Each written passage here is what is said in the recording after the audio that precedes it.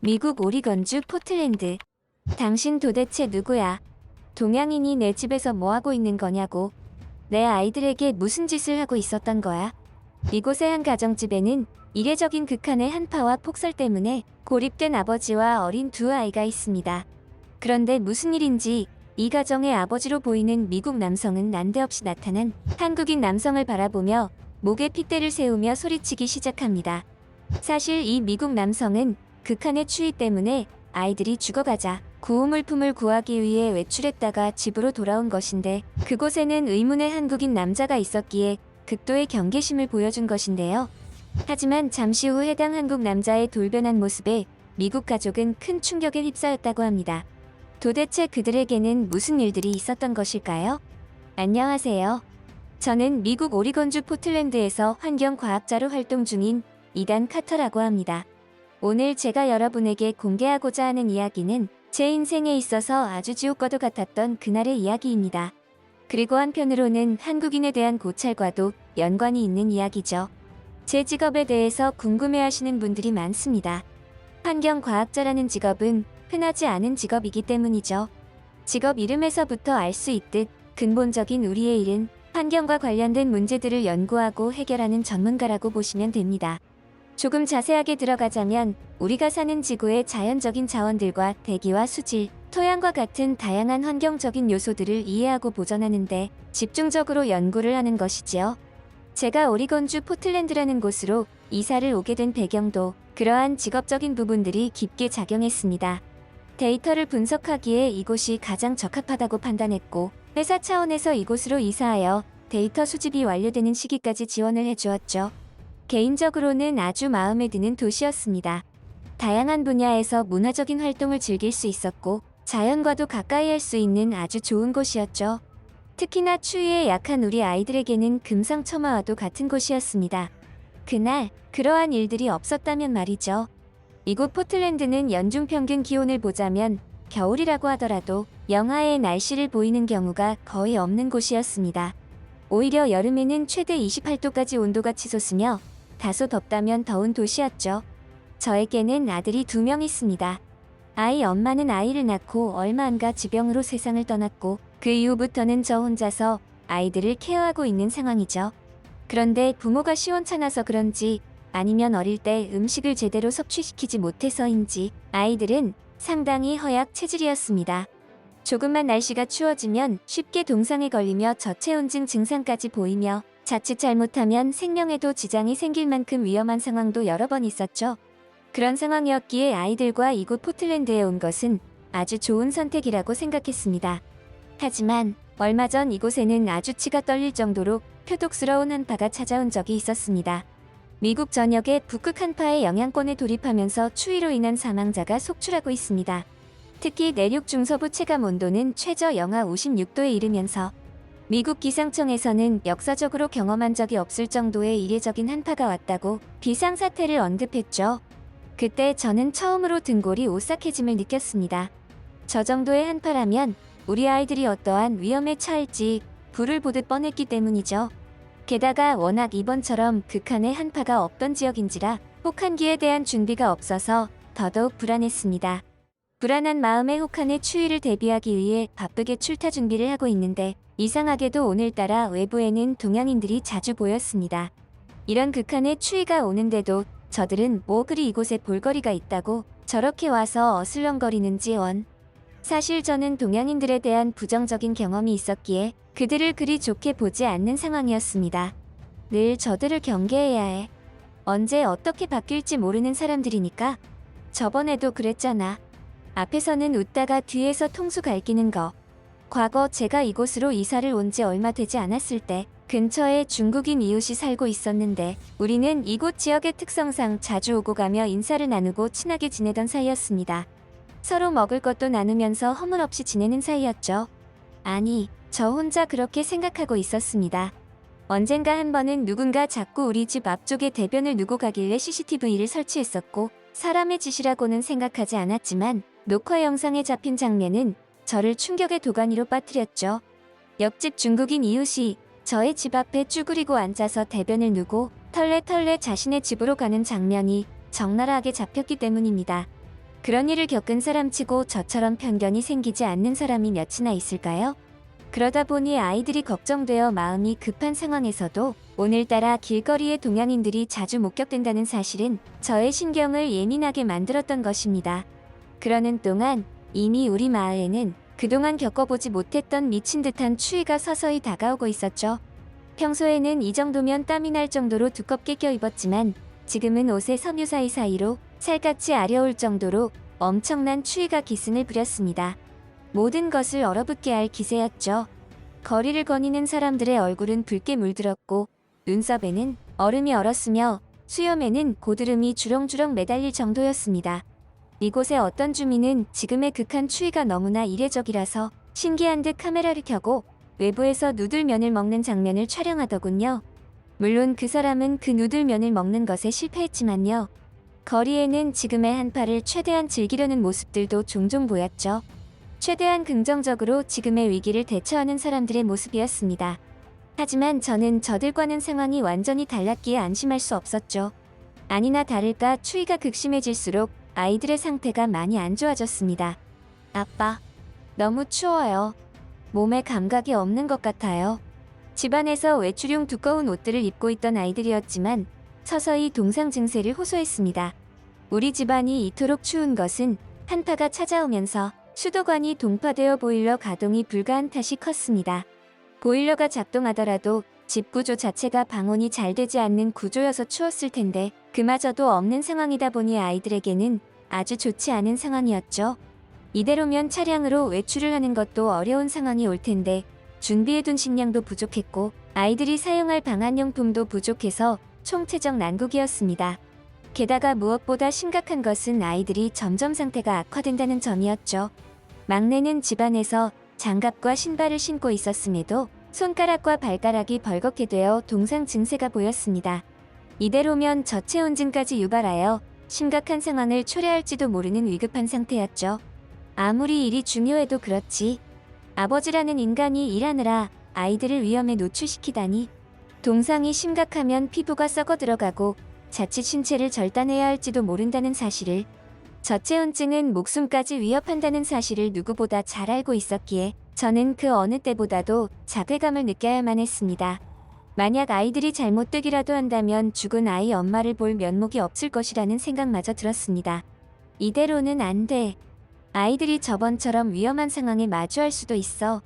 결국 저는 아이들을 살리기 위해서 더 추워지기 전에, 폭설이 더 쌓이기 전에 나가서 아이들을 지켜줄 무언가를 구해와야만 했습니다. 다행스럽게도 지금까지 차의 시동은 걸리는 듯 했습니다. 최근 들어 연구에 몰입하느라 차량 시동을 걸어주지 못해서 내심 불안했었거든요. 일단 이불과 담요와 같은 방한용품들을 최대한 구해볼 요령으로 인사를 하고 지내던 이웃들의 집에 방문했습니다. 그리고 혹시라도 아이들의 상태가 더욱 나빠질 것을 대비하여 해열제와 같은 비상약도 구해보려고 했죠.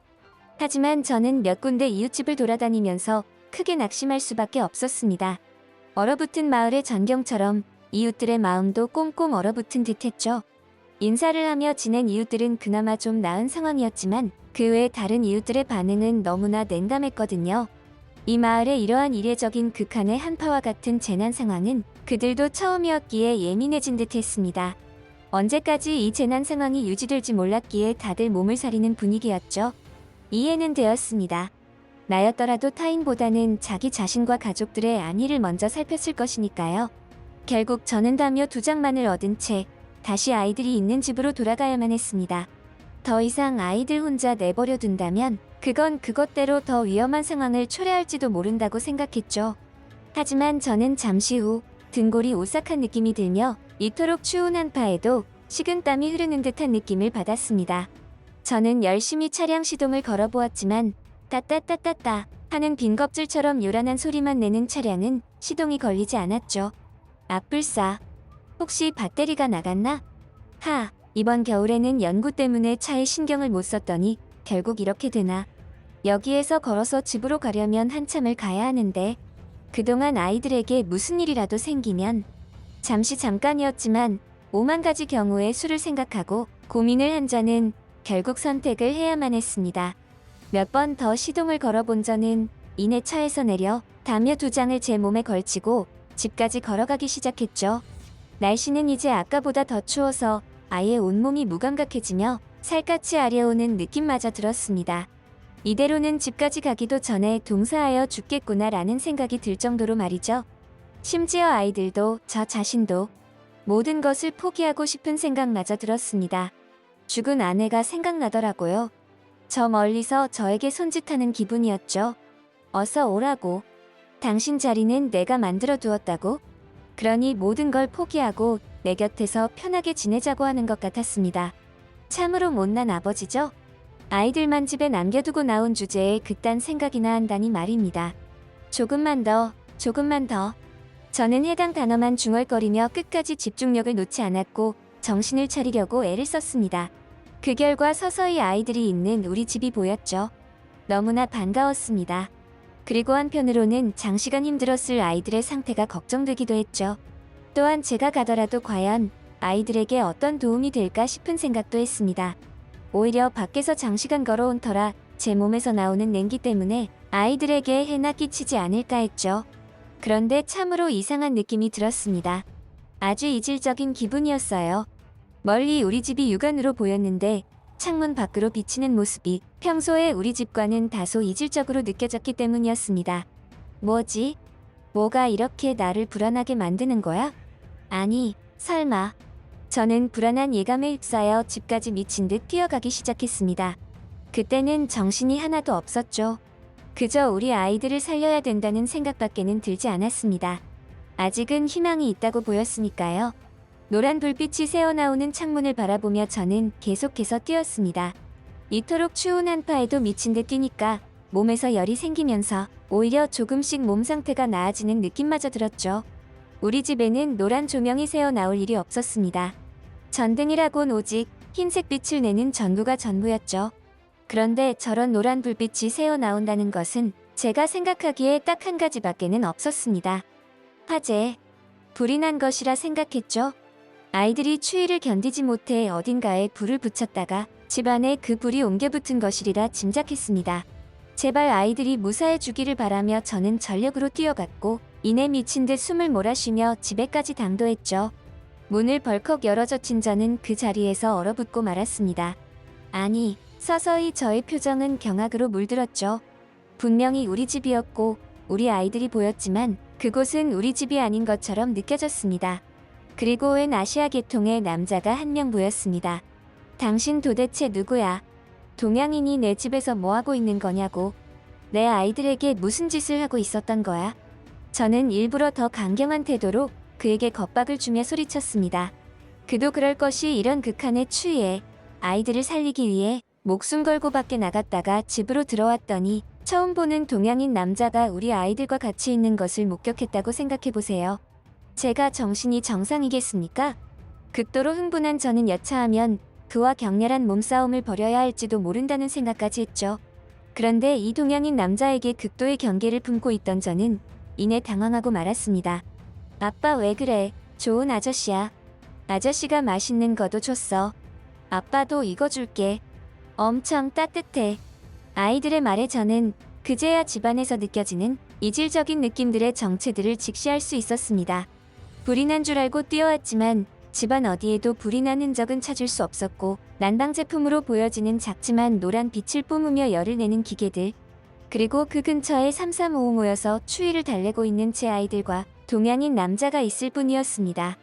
한국인이라 소개한 해당 남자는 혼자서 흥분하고 열을 내던 저에게 오히려 감사의 인사를 표했습니다. 아이들 아버지시군요. 아이들이 아주 밝고 착하네요. 덕분에 저도 목숨을 건졌지 뭡니까? 꼼짝없이 밖에서 얼어 죽을 뻔했죠. 마지막으로 이곳에 도움을 요청했다가 아이들이 흔쾌히 허락해 주어서 이렇게 신세를 지게 되었습니다. 정말 감사합니다. 하지만 저는 그런 한국인 남자에게 오히려 절이라도 하고 싶은 심정이었습니다. 오히려 고마운 건 나라고. 덕분에 우리 아이들이 무사할 수 있었다고?